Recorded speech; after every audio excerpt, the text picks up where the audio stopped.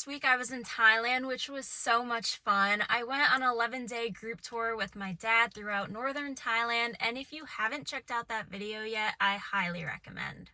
While we were there, we learned so much about the culture and religion. I also ate a ton of tasty Thai food and did a lot of fun activities like going to an elephant sanctuary. I left my car in Florida while I was gone, so last night I flew to Florida and I am so pumped because I'm about to start my road trip to the West Coast. I did this trip last year but didn't film most of it because I didn't really start making YouTube videos until I got all the way to California. Something that's so exciting is today marks the 1-year anniversary of when I moved into my car. Sometimes it feels like I've been doing this forever, and sometimes it feels like I just started. On January 25th, 2024, I had the intention of driving to California and back to New Jersey within 2 months. Then I would find a small apartment in New York and teach full time. On that day, I got in my car, turned on the song California by Phantom Planet, and started my drive. I had no idea how much my life was about to change. I don't know how long this journey is going to last for, but for now I still really enjoy it, so I'm just going to keep traveling until it's not right for me anymore. Now, while I was gone, I left all of my things in my parents' house, so before heading out, I have a few things I need to do. First on the list is to pack up my car.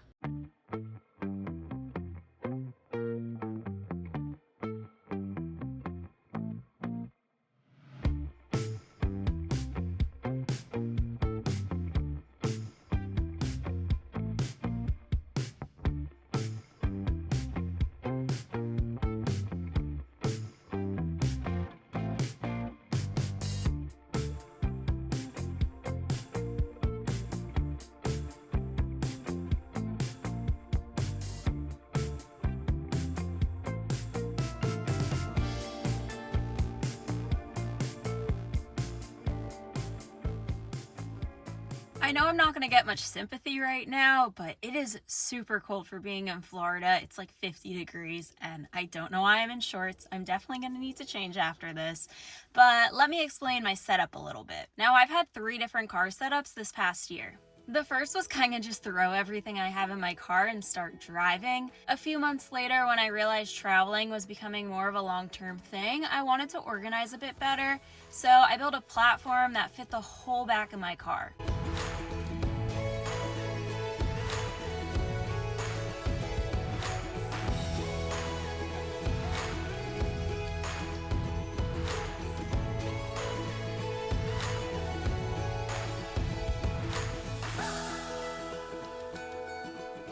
This was nice because I had a really big bed and stored everything under the platform, but after having the platform for a couple of months, I decided the setup wasn't right for me anymore.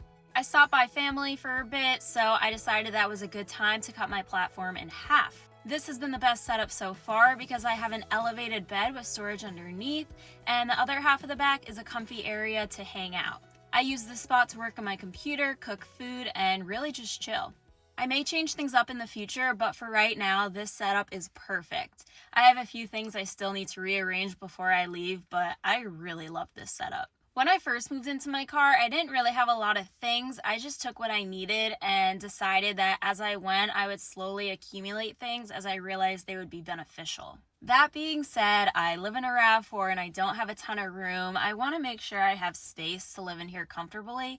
So I have exactly what I need, a few things I want, but overall, I think this is really it. Maybe in the future I can get a few more things, but I'm really happy with what I have. Here are 5 things though that I bought for my car that I feel like I cannot live without.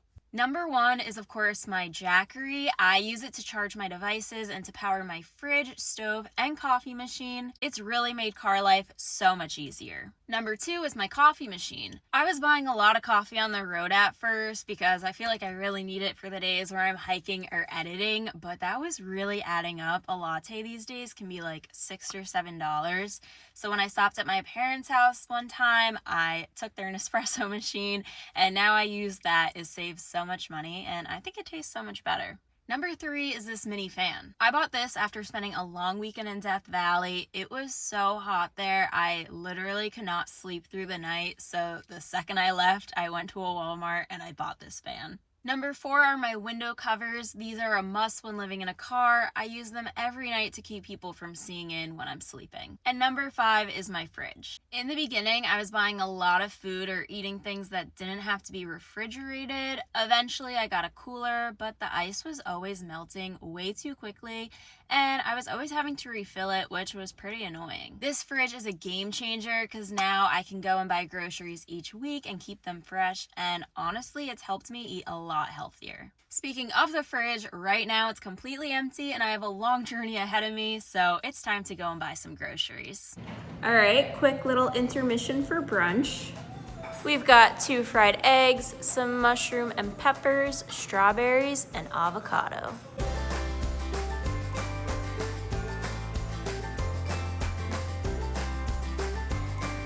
Time for groceries.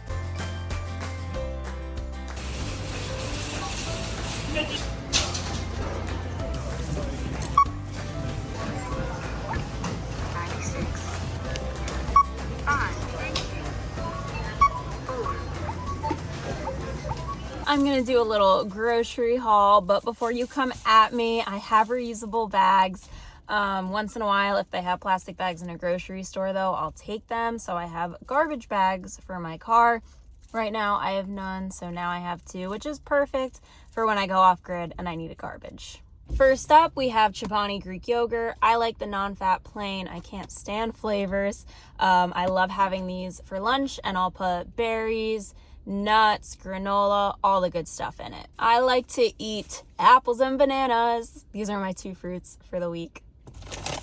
Next up, I got a bag of pistachios. My dad and I were eating a ton of these on our flights in Thailand, and they're really good, so I decided to get a bag of them. And finally, we always need a good little snack. These are grain-free tortilla chips, squeeze of lime. I use these when I eat beans to like scoop them up for dinner. They were on sale, buy one, get one, so of course I had to get 2. Now this is a pretty small grocery haul because my mom already bought me a ton of items. I have enough beans and corn to last me a lifetime. Granola bars, a ton of oats for breakfast. I'm gonna show a picture right here of everything I already have. But yeah, this year I've really tried prioritizing my health, so I've just been fueling up on good foods, which is so important, especially with the amount of physical activity I've been doing, a ton of hiking. So it's always important to have food, snacks, and to stay hydrated. So I actually don't buy water anymore because I have my reusable water bottles, and whenever I find a place, I'll just fill them up, and that's what works for me. There's only a few things I have left to do. One of those is to fill up my gas tank, and there's a gas station right next door.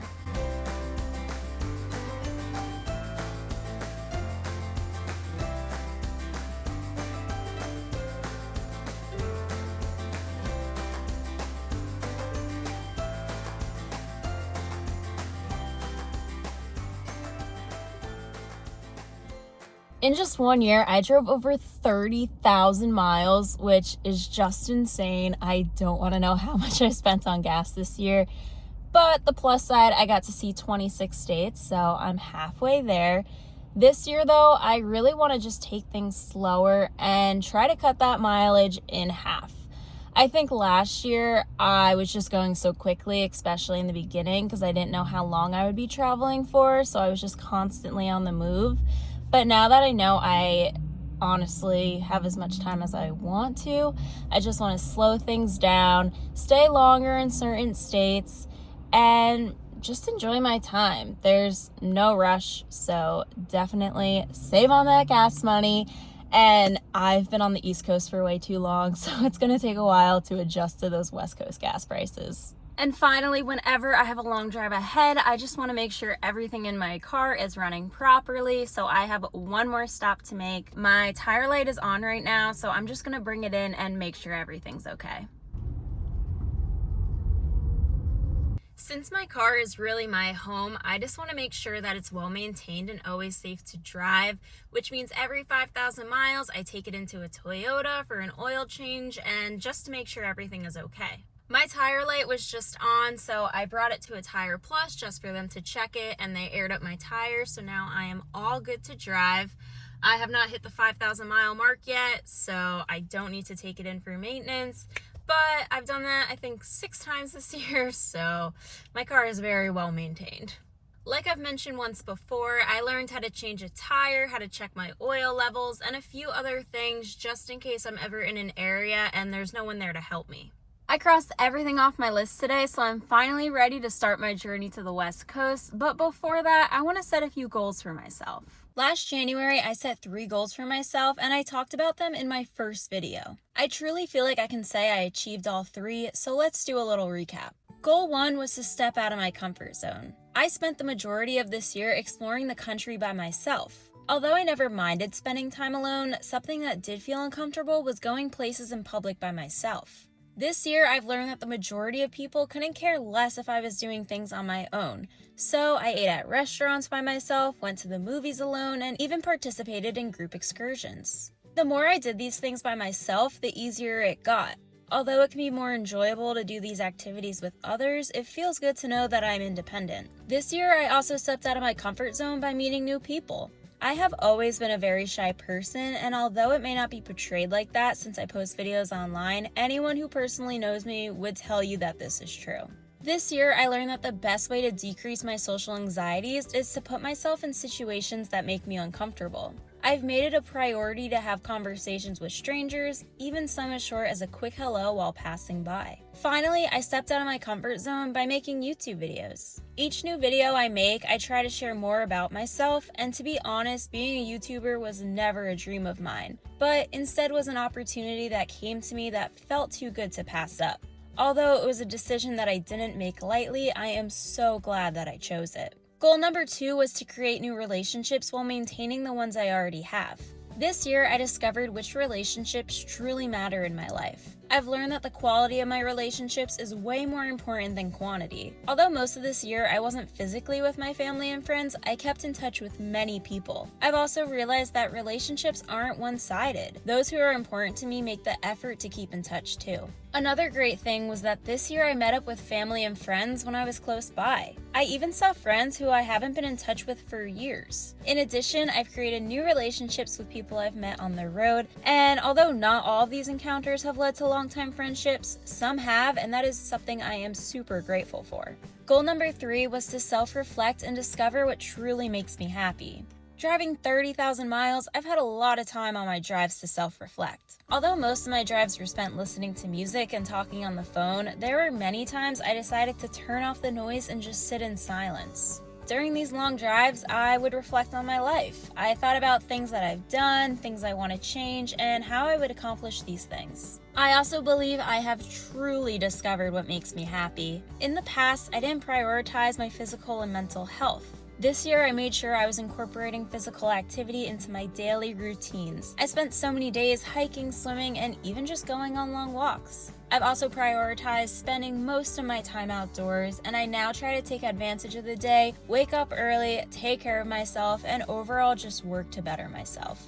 This year, I drove 30,000 miles, visited 26 states, went to 8 national parks, and hiked over 300 miles. But one thing that can't be measured is how life-changing this year has been. I think setting goals is super important because it's a way to self-reflect, a way to improve yourself, and also it just really holds you accountable. Number 1, like I mentioned before, I really want to slow down this year. I feel like this past year I was moving quickly all the time. This time I really just want to enjoy the places I go to and take my time. Number 2, I want to make new friends that have the same interest as me. I can say this past year I definitely got out of my comfort zone, talked to more strangers, met a ton of people, but I think this year I really want to create stronger relationships. And number 3, I want to work really hard on my YouTube channel this year. I just want to continue to improve on my filming and editing skills and just make my videos even better. Thank you so much for watching. I'm so excited for this journey ahead. If you have any recommendations of places you want me to go, make sure you leave that down below because I tend to go to the places you guys tell me to. All right, thanks for watching. I'll see you next Saturday. Bye, everyone.